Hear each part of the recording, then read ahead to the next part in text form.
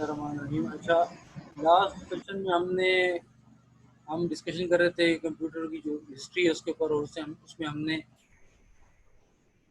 2 generation देखी थी। आज हम थर्ड जनरेशन की बात करेंगे। थर्ड जनरेशन हमारे पास बेसिकली इसके अंदर हमारे पास जो मेन जो चेंज आई है वो ये कि जो इंटीग्रेटेड सर्किट है वो इंट्रोड्यूस किए गए हैं। तो इंटीग्रेटेड सर्किट के आने की वजह से बहुत ज़्यादा चेंज आई है। उससे पहले हमारे पास डिस्क्रीट कंपोनेंट होते थे। डिस्क्रीट कंपोनेंट क्या मतलब कि हमारे पास डिफरेंट इंडिविजुअल कंपोनेंट्स होते थे। जिस तरह से हमारे पास ट्रांजिस्टर हमारे पास इस्तेमाल हुआ, तो उसमें ट्रांजिस्टर को और इस तरह से, और हमारे पास कैपेसिटर हैं, डायोड्स हैं, इस तरह के सिंगल कंपोनेंट्स को यूज़ करके उनको उस सर्किट डिज़ाइन किए जाते थे। तो इसके लिए अलग से सर्किट बोर्ड होता था, उसके ऊपर ये तमाम कंपोनेंट्स जो है उसको लगा के उनकी आपस में इंटरकनेक्शन किया जाता था। ठीक है, तो इस वजह से ये सारा जो प्रोसेस था जिसके अंदर पूरा एक बोर्ड सा और उसके ऊपर डिफरेंट कंपोनेंट्स अटैच किए जाते थे, वो इस किस्म का जो मैन्युफैक्चरिंग प्रोसेस था इलेक्ट्रॉनिक डिवाइसेस का, वो बहुत ज़्यादा इसके ऊपर खर्चा आता था और बहुत ज़्यादा उसको बनाना भी मुश्किल था। तो इस वजह से हमारे पास जब 1958 में आईसीज इंट्रोड्यूस हुई, इंटीग्रेटेड सर्किट, तो हमारे पास वो सारा मसला जो है वो ख़त्म हो गया। वो इशू क्या था कि हमारे पास जो कंपोनेंट्स थे उनको जो है अटैच करना आपस में, और वो फिर उनका साइज़ भी ज़्यादा होता था, क्योंकि वो जो सर्किट बनाए जाते थे तो उसमें वो सारे कंपोनेंट्स अटैच करके और उनको आपस में उनका कनेक्शन बनाना आता था, इंटरकनेक्शन। तो जब आईसीज हमारे पास इंट्रोड्यूस हुई इंटीग्रेटेड सर्किट, तो उसमें ये कैपेबिलिटी अब आ गई कि आप एक चिप के अंदर बहुत सारे सर्किट्स को बहुत सारी जो हमारे पास ट्रांजिस्टर है या और कंपोनेंट्स हैं उनको एक चिप के अंदर बहुत ज़्यादा तादाद में लगाए जा सकते हैं। तो बहुत बड़ा सर्किट जो है उसको एक छोटी सी चिप के अंदर डिज़ाइन किया जा सकता था। ये हमारे पास जब इंटीग्रेटेड सर्किट्स आए तब हमारे पास ये उसका एक फ़ायदा। हमारे पास जो आईसीज या जो इंटीग्रेटेड सर्किट इंट्रोड्यूस किए गए, तो उस वक्त हमारे पास दो जनरेशन जो थी, इस जनरेशन में दो सिस्टम बहुत ज़्यादा पॉपुलर थे। एक हमारे पास आईबीएम का सिस्टम 360 और दूसरा डेक का PDP-8। इन दोनों को हम देखेंगे आगे, इनमें क्या ये हैं दोनों सिस्टम, इसको आगे हम डिटेल में फिर देखते हैं। नेक्स्ट जो है वो हमारे पास बात आ जाती है माइक्रो इलेक्ट्रॉनिक्स की। माइक्रो इलेक्ट्रॉनिक्स का मतलब कि स्मॉल इलेक्ट्रॉनिक्स, जो हम आईसी की बात कर रहे हैं, तो उसके अंदर हमारे पास दो कंपोनेंट होते हैं। एक तो हमारे पास जो डिजिटल इलेक्ट्रॉनिक्स है उसके अंदर एक हमारे पास हम बुलियन लॉजिक को इम्प्लीमेंट करते हैं जिसमें एंड आर और, ठीक है, तो ये गेट्स यूज़ होते हैं, एंड गेट, आर गेट, ठीक है। और इसको यूज़ करके तमाम जो लॉजिक है बिल्ड किया जाता है। एडिशन, एडर है, सब्ट्रैक्टर है, ठीक है, ये मल्टीप्लेक्सर है, ये सारी चीज़ें। तो दूसरी जो हमारे पास मेन कंपोनेंट है वो है हमारे पास के डाटा को स्टोर करने के लिए बाइनरी स्टोरेज सेल। ठीक है, तो उसके लिए ये दो हमारे पास कंपोनेंट्स है। एक हमारे पास मेमोरी सेल है और दूसरा हमारे पास गेट है। ये दो फंडामेंटल कंपोनेंट्स हैं जो कंप्यूटर के अंदर जो सर्किटरी है उसमें इस्तेमाल होते हैं।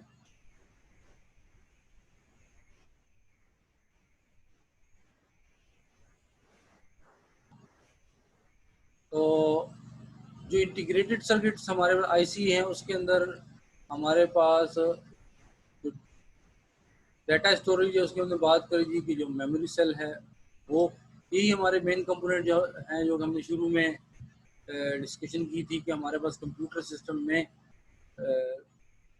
जो उसका एक मॉडल दिया था कंप्यूटर सिस्टम का, तो उसके अंदर एक स्टोरेज कंपोनेंट है, ठीक है, एक हमारे पास प्रोसेसिंग कंपोनेंट की हमने बात की थी, और एक हमने डाटा मूवमेंट के लिए कंपोनेंट होंगे, और कंट्रोल के लिए हमारे पास मैकेनिज्म होगा।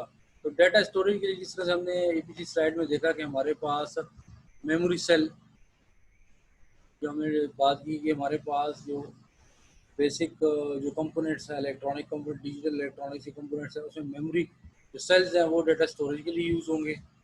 इसी तरह से डाटा प्रोसेसिंग के लिए हमने जो गेट्स की बात की, एंड और जो गेट्स हैं वो इस्तेमाल होंगे, ठीक है। और डाटा मूवमेंट के लिए हमारे पास जो ये कंपोनेंट्स हैं इनको आपस में अटैच किया जाएगा, जो मेमोरी है और ये जो गेट्स हैं इनको आपस में इनको अटैच किया जाएगा कि इनके दरमियान डाटा मूवमेंट हो सके।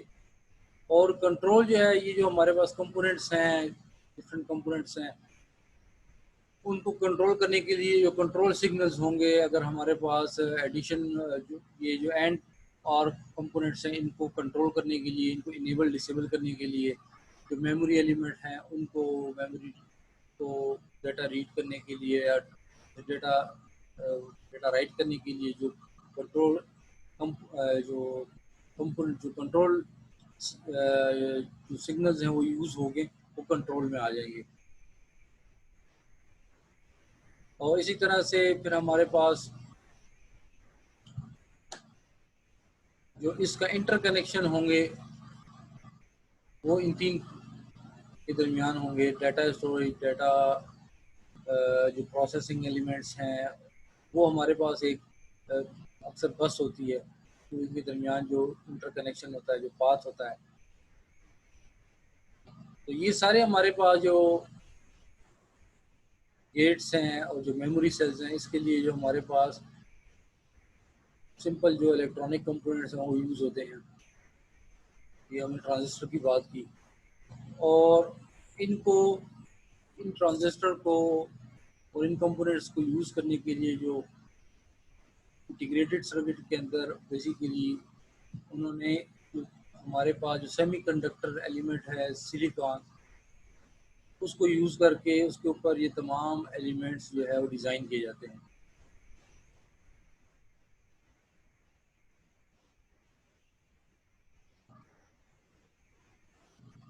तो इससे हमारे पास जो इंटीग्रेटेड जो सर्किट्स है उसमें बेसिकली ये कैपेबिलिटी बेसिकली हमारे पास आ गई कि किस तरह से बहुत सारे ट्रांजिस्टर्स को एक सिलिकॉन जो है उसकी वेफर के ऊपर जो है उसको डिज़ाइन किया जा सकता है, और फिर उन ट्रांजिस्टर्स को उसके ऊपर बिल्ड करके उनको उनकी आपस में कनेक्ट इंटरकनेक्शन किया जा सकता है।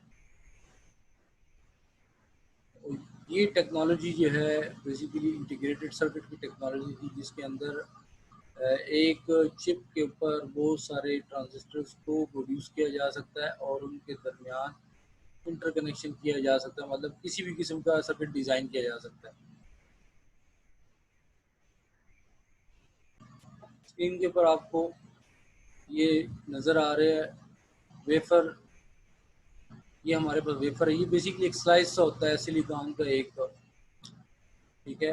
और उसके ऊपर फिर हमारे पास मुख्तलिफ उसकी जो है ना उसके ऊपर ये आपको जो नज़र आ रहे हैं ये शेप्स, डिफरेंट स्क्वायर शेप्स नज़र आ रही हैं, ये सारी चिप्स हैं, ये सारी जो चिप्स हैं ये सब पे एक ही आइडेंटिकल सर्किट जो है वो डिज़ाइन किया जाता है इस वेफर के ऊपर, ठीक है। अभी आप देख सकते हैं कि ये एक चिप को अगर और हम मैग्नीफाई करके देखें तो ये बेसिकली जो है उस पर इंडिपेंडेंटली आपको चिप्स नज़र आ रही हैं। पूरी एक वेफर जो है वो डिफरेंट चिप्स में आप ये कह सकते हैं कि पूरी वेफर जो है मुख्तलिफ पोर्शन में डिवाइड की जाती है, हर एक जो उसका पीस है उसके ऊपर सिमिलर जो है सर्किट जो है वो डिज़ाइन किया जाता है, तो ठीक है। और फिर वो ये एक जो हमारे स्पेसिफिक उसके ऊपर एक स्क्वायर जो आपको पोर्शन नज़र आ रहा है ये चिप है, ठीक है। फिर इस चिप के ऊपर जो है, इस चिप को अंदर देखा जाए तो इस चिप के अंदर जो है आपको जो इसके कंपोनेंट्स है ये सारे नज़र आ रहे हैं। ये हमारे पास गेट है, एंड और गेट है जो भी हैं सारे, ठीक है।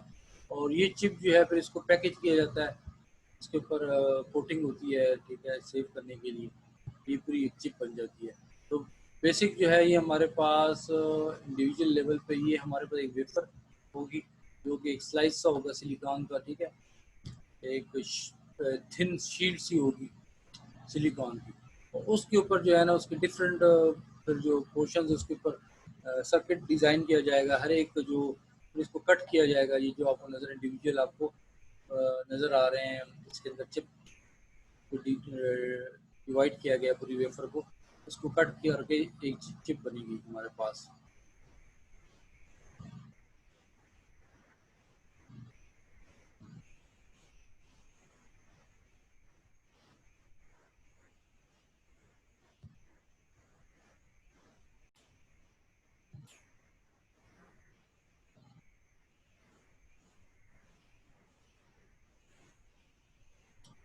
यहाँ पे आपको ये जो डायग्राम नज़र आ रही है ये बेसिकली जो चिप ग्रोथ है उसके बारे में, कि हमारे पास शुरू में जब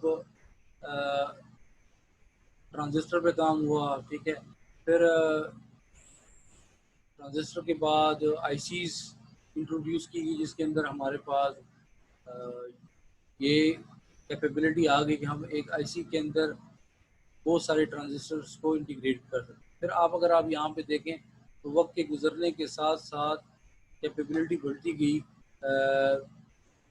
एक चिप के ऊपर आप कितनी जो है सर्किट्स को कितनी ज़्यादा जो है कंपोनेंट्स को इंटीग्रेट कर सकते हैं।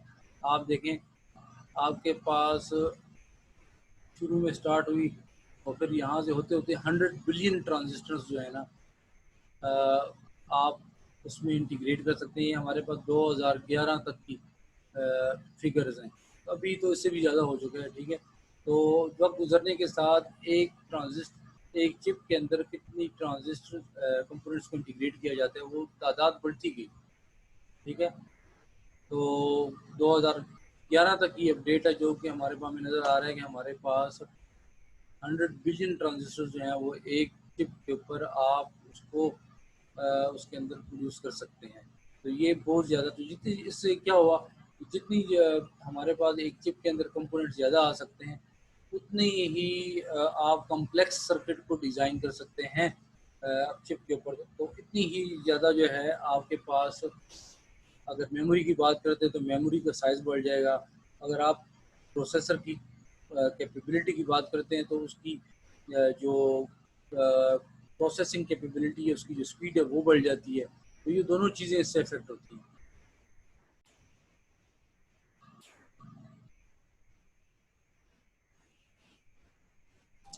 अच्छा, जैसे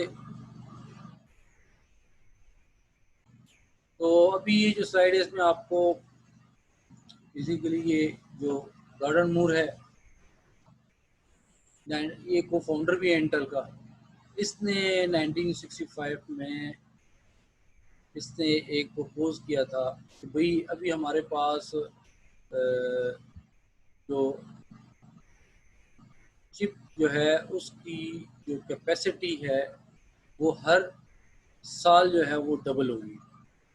मतलब उसके अंदर जो ट्रांजिस्टर होते हैं वो हर एक साल के बाद उसके अंदर जो ट्रांजिस्टर प्रोड्यूस किए जा सकेंगे वो डबल हो जाएंगे।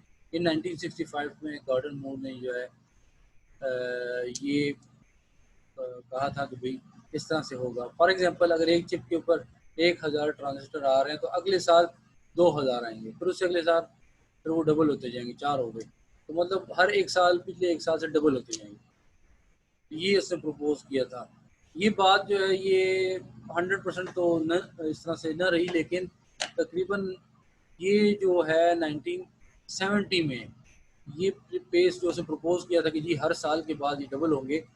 1970 से अभी तक ये हर 18 महीने के बाद जो है ये जो नंबर ऑफ ट्रांजिस्टर्स हैं ये चिप के अंदर जो प्रोड्यूस किए जा सकते हैं वो डबल हो जाते हैं, लेकिन हर 18 महीने के बाद। ये 1970 से अभी तक इसी तरह से चल रहा है, ठीक है। अब ये जब ये बात तो हमारे पास अभी तक चल रही है, तो इससे हुआ क्या कि हमारे पास जो चिप की कास्ट है वो सेम रही, और उसके अंदर क्योंकि सर्किटरी और जो लॉजिक है वो ज़्यादा उसके अंदर आप डिज़ाइन कर सकते हैं, तो ऑटोमेटिकली जो है उसकी कास्ट रिड्यूस होगी, क्योंकि अभी वही चिप है, उसी चिप के अंदर पहले पहले जो सर्किट डिज़ाइन हो सकता, अभी उससे ज़्यादा कम्प्लेक्स सर्किट डिज़ाइन हो सकता है, तो मतलब ज़्यादा मेमोरी उसकी चिप में आ सकती है और ज़्यादा प्रोसेसिंग कैपेबिलिटी है उसी चिप की, सेम चिप की, तो कास्ट इसकी रिड्यूस होगी। दूसरा, चिप के अंदर ज़्यादा सर्किट आने की वजह से जो हमारे पास सर्किट डिफरेंट चिप के ऊपर होते थे, तो उनके आपस में इंटर कनेक्शन होते थे, तो अभी वो एक ही चिप के अंदर आ गए हैं, तो उनके दरमियान जो पाथ है वो शार्ट हो गया है, तो उससे उसकी स्पीड भी बढ़ गई है, जो डाटा ट्रांसफ़र स्पीड होगी, ठीक है। इसी तरह से हमारे पास जो कंप्यूटर्स हैं उनका साइज़ भी छोटा होता जा रहा है, और नई प्रोडक्ट डिज़ाइन की, अब साइज़ छोटा होने की वजह से आपके पास पहले जी लैपटॉप आए, लैपटॉप के बाद आपके पास स्मार्टफ़ोन आए, स्मार्टफ़ोन से भी और बहुत ही स्मॉलर जो है ना डिवाइसेस आ रही हैं, और उसके अंदर उनकी कैपेबिलिटी काफ़ी ज़्यादा है प्रोसेसिंग की और डाटा स्टोरेज की। इसी तरह से जो शुरू में सिस्टम थे उनकी जो सिस्टम का साइज़ ज़्यादा बड़ा होता था, कंपोनेंट्स ज़्यादा होते थे, हीट प्रोड्यूस करते थे, तो उनके लिए कूलिंग रिक्वायरमेंट होती थी, उनको पावर कंजप्शन ज़्यादा होती थी, वो भी कम हो गई हमारे पास। अभी आपके पास उस तरह से रिक्वायरमेंट नहीं है उनको पावर कंजप्शन की, और उनको कूलिंग रिक्वायरमेंट्स नहीं है, ठीक है। तो पहले एयर कंडीशन रूम की ज़रूरत होती थी और बहुत ज़्यादा पावर कंजप्शन होती थी। अच्छा, दूसरा, थोड़े से अब आपको, क्योंकि आपके पास बहुत सारा सर्किट एक चिप पे आ जाता है, तो आपके इंटर चिप कनेक्शन भी कम हो गए हैं, क्योंकि पहले बहुत सारी चिप्स लगानी पड़ती थी।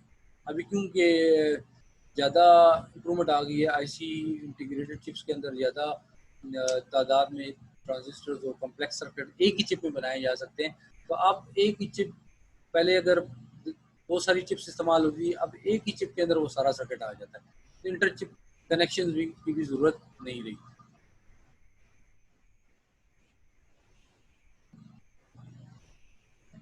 अच्छा, ये तो हमने बात कर दी आईसी की। इसी जो इंटीग्रेटेड चिप्स आई, तो उसके अंदर जो हमारे पास चेंजेस आई, उससे हमारे पास क्या फ़र्क पड़ा, तो इसी टाइम के ऊपर हमारे पास ये आईबीएम, ये हमारे पास सिस्टम 360 जो है ये इंट्रोड्यूस हुआ। ये 360 सिस्टम जो है ये बेसिकली आईबीएम ने इंट्रोड्यूस किया। इससे पहले आईबीएम ने जो पहले जो मॉडल था जिस पे जो आईबीएम का मार्केट में चल रहा था, वो 7000 सीरीज थी, वो चल रही थी। तो उसके बाद जब हमारे पास इंटीग्रेटेड सर्किट्स आए, तो आईबीएम ने, इस वक्त आईबीएम का पॉपुलर मॉडल था वो था आईबीएम सिस्टम स्लैश 360 फैमिली। ये फैमिली इंट्रोड्यूस की आईबीएम ने, और इसके अंदर बेसिकली उन्होंने अपनी जो पुरानी जो 7000 मॉडल था उसको ख़त्म किया, और ये उसके साथ कंपेटेबल नहीं था। ये एक बहुत बड़ा चेंज था, क्योंकि कंपेटेबल नहीं था इसका मतलब कि अब जो इस सिस्टम को ख़रीदेगा तो वो पुराने सिस्टम के ऊपर जो सॉफ्टवेयर थे वो इस पे नहीं रन हो सकते। तो इसकी वजह ये थी कि हमारा इसके जो आईबीएम सिस्टम स्लैश 360 जो मॉडल था, इसके अंदर उन्होंने जो नई टेक्नोलॉजी यूज़ की, नए कंपोनेंट्स यूज़ किए, तो उसकी वजह से टोटल जो है मॉडल जो है चेंज करना पड़ा, और उसका आर्किटेक्चर चेंज हुआ आईबीएम के सिस्टम्स का। और क्योंकि जो नई टेक्नोलॉजी थी उससे फ़ायदा लेना था, तो इससे ये हुआ कि आईबीएम ने जो ये फैमिली इंट्रोड्यूस की, तो इससे उन्होंने मार्केट का तकरीबन 70% शेयर जो है ले लिया था। ये बहुत ज़्यादा पॉपुलर हुई ये फैमिली, और ये फैमिली का जो कॉन्सेप्ट दिया आईबीएम ने, इसका मकसद ये था कि कुछ लोअर फैमिली इसमें थी, कोई लोअर मॉडल से, कोई हायर मॉडल से, तो जो लोग ज़्यादा पे नहीं कर सकते, या उनको इतना जो है ज़्यादा जो है सिस्टम स्पीड वाला नहीं चाहिए, और उनकी और ज़्यादा खर्च नहीं करना चाहते उस पर, तो लोअर मॉडल से, और उसमें फिर हायर मॉडल, जैसे हमारे पास ये इसमें आपको नज़र आ रहा है मॉडल 30, ठीक है। ये इसकी मेमोरी साइज जो था वो 64K था। तो इसमें ये हायर मॉडल देखें तो मॉडल 75, इसकी मेमोरी साइज 512 था। इसी तरह से इसकी कीमत भी ज़्यादा थी और जो लोअर मॉडल थे उसकी कीमत कम थी। तो इसमें जो ये फैमिली का कॉन्सेप्ट दिया IBM ने इस मॉडल में, तो बेसिकली इसके अंदर ये था कि इनके जो इंस्ट्रक्शन सेट थे वो सिमिलर थे। अगर कोई ये लोअर मॉडल ख़रीद लेता मॉडल 60, तो अगर उसके बाद वो दूसरा मॉडल अगर उसने ख़रीदना है हायर मॉडल कोई, तो उस जो सॉफ्टवेयर वो पहले यूज़ कर रहा था लोअर मॉडल में, वो इस हायर मॉडल में भी काम करेगा। दूसरा, सिमिलर ऑपरेटिंग सिस्टम इसमें इस्तेमाल होते थे। और अगर लोअर मॉडल से हायर मॉडल में जाना है तो उनकी स्पीड भी बढ़ती है। जैसे अगर आपके पास ये जो मॉडल है, इसकी प्रोसेसर की स्पीड जो है वो साइकिल टाइम जो है वो 1 माइक्रो सेकंड है। अगर आप इससे आगे जाते जाएं तो उसकी जो साइकिल टाइम है वो कम होता जा रहा है। तो इसका मतलब है कि एक साइकिल कम टाइम में एग्जीक्यूट होगा तो उसकी ओवरऑल स्पीड बढ़ जाएगी। आप इस तरह से इसकी जो स्पीड भी देख सकते हैं, ये पहले मॉडल से दूसरे मॉडल की स्पीड में कितना फ़र्क है। ठीक है, रिलेटिव स्पीड जो है, फिर इसकी थर्ड मॉडल की देखें 10 टाइम्स है, फिर ये 65 की देखें और ज़्यादा है, फिर आगे उसकी देखें तो मॉडल 75 और ज़्यादा है। फिर इसी तरह से आप इनके अंदर अगर डेटा रेट जो है वो देखें, मेमोरी से डेटा रीड करने में कितना टाइम लगता था। तो पहला जो मॉडल था वो 0.5 जो है वो मेगाबिट्स पर सेकंड जो है वो रीड कर सकता था। ठीक है, फिर दूसरा मॉडल जो है वो 0.8 मेगाबिट्स, फिर इस तरह से ये 2 मेगाबिट्स पर सेकंड, फिर 8 मेगाबिट्स पर सेकंड, फिर उससे अगले मॉडल 16 मेगाबिट्स पर सेकंड। तो जितना आप हायर मॉडल पे जा रहे हैं उतनी उसकी डाटा को रीड करने की मेमोरी से स्पीड बढ़ती जा रही है। तो उसी तरह रेट उसके जो कॉस्ट है वो भी ज़्यादा है। ठीक है, इसी तरह से आप डाटा चैनल की बात करें तो पहले में मॉडल में 3 थी, फिर दूसरे में भी 3 रही, फिर 4 हो गए डाटा चैनल, फिर 6 हो गए और फिर उससे अगले मॉडल में भी 6 रहे। ठीक है, फिर मैक्सिमम डाटा इस जो डाटा चैनल्स थे उनके ऊपर जो डाटा रेट था पर 250, पहले जो मॉडल था उसमें 250 किलो बाइट्स पर सेकेंड, फिर 250 से 400 हुआ, फिर 800 हुआ, फिर 20 किलो बाइट्स पर सेकंड हो गया, फिर यही चलता रहा। ठीक है, तो जितना आगे मॉडल पे जाते हैं तो उनकी जो डाटा चैनल यूज़ होते थे उनकी स्पीड भी बढ़ती गई। ठीक है, तो ये फैमिली का जो है कॉन्सेप्ट था।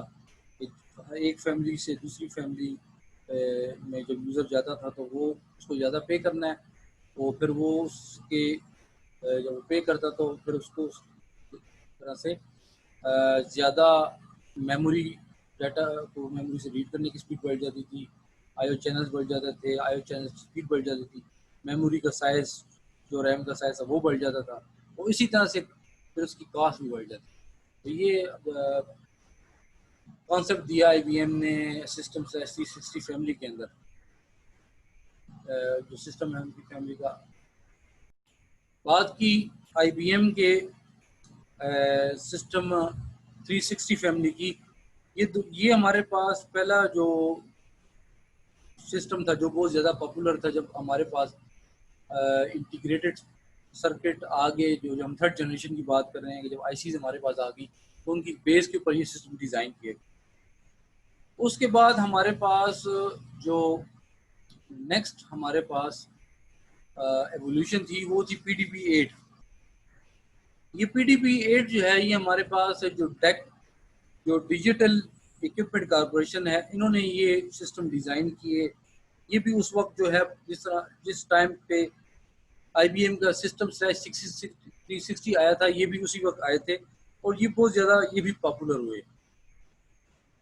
इसकी जो पॉपुलैरिटी की जो वजह थी वो ये थी कि ये बेसिकली पहला एक स्मॉल कह सकते हैं मिनी कंप्यूटर था जो कि इंट्रोड्यूस किया गया, मिनी कंप्यूटर उस वक्त के लिहाज से, जो कि एक टेबल के ऊपर या एक लैब के अंदर उसको रखा जा सकता था। इससे पहले वाले सिस्टम बहुत साइज में बड़े होते थे।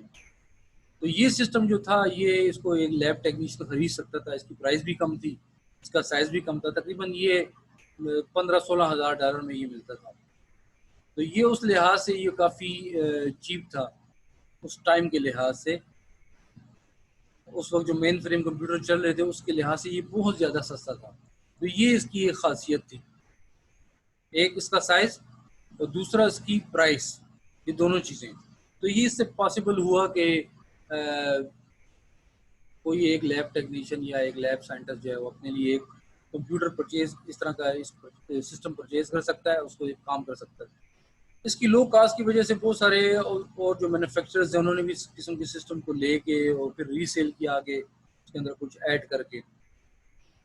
और इसकी वजह से ये जो सिस्टम आया, इसकी जो PDP-8 की जो फैमिली थी, ये भी बहुत ज़्यादा पॉपुलर हुई।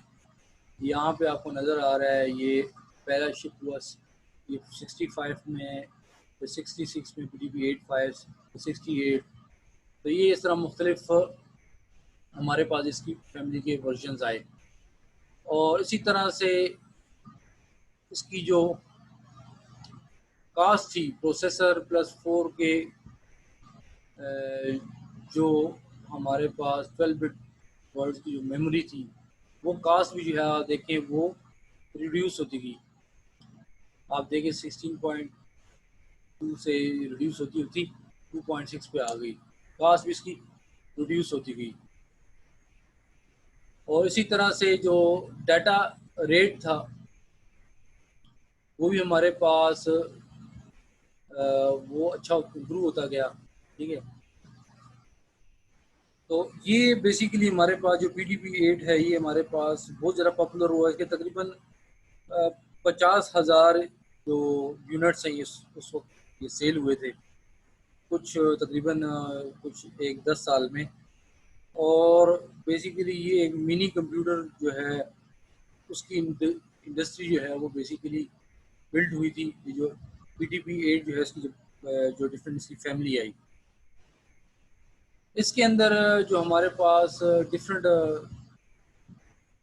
जो मॉडल्स आए, तो उसके अंदर जो इनोवेशन आई, तो आप देख सकते हैं ये पहला मॉडल जो था, उसके बाद जो दूसरा आया उसके अंदर सीरियल इंस्ट्रक्शन इम्प्लीमेंटेशन थी। फिर मीडियम स्केल सर्किट्स को यूज़ किया गया, इंटीग्रेटेड सर्किट्स को। फिर कैबिनेट स्मॉलर हो गए उसके बाद ओमनी बस आर्किटेक्चर है वो यूज़ किया गया। ठीक है, फिर कैबिनेट का साइज़ जो है वो हाफ साइज़ हो गया। और फिर इसके बाद सेमीकंडक्टर मेमोरी यूज़ की गई लास्ट उसमें, फ्लोटिंग पॉइंट प्रोसेसर्स को यूज़ किया गया। इसके हर मॉडल जो है उसमें कोई ना कोई नई चीज़ जो है वो इंट्रोड्यूस की गई। तो इसके अंदर जो ओमनी बस यूज़ की गई, जो ये बेसिकली आपको जो ओमनी बस का आर्किटेक्चर नज़र आ रहा है, ये डिफरेंट कंपोनेंट्स को आपस में, जो प्रोसेसर है, मेमोरी है, IO मॉड्यूल्स हैं, ठीक है, या वो कंट्रोलर है, कंसोल। तो ये ओमनी बस जो थी, ये बेसिकली इसके अंदर 96 सेपरेट जो सिग्नल के लिए पाथ थे, ये जो ओमनी बस थी, इसके अंदर 96 सेपरेट पाथ थे सिग्नल्स के लिए। एड्रेस या कंट्रोल सिग्नल्स हैं या एड्रेस डाटा सिग्नल्स हैं, ठीक है, उनके लिए ये था, ओमनी बस को इंट्रोड्यूस किया गया। और ये ओमनी बस कंट्रोल होती थी CPU से। यही आर्किटेक्चर जो है वो फ्लेक्सिबल आर्किटेक्चर था। और ये अभी तक बहुत सारे सिस्टम के अंदर इसी किस्म का आर्किटेक्चर जो है वो इस्तेमाल हो रहा है, ओमनी बस का जिस तरह से आर्किटेक्चर था।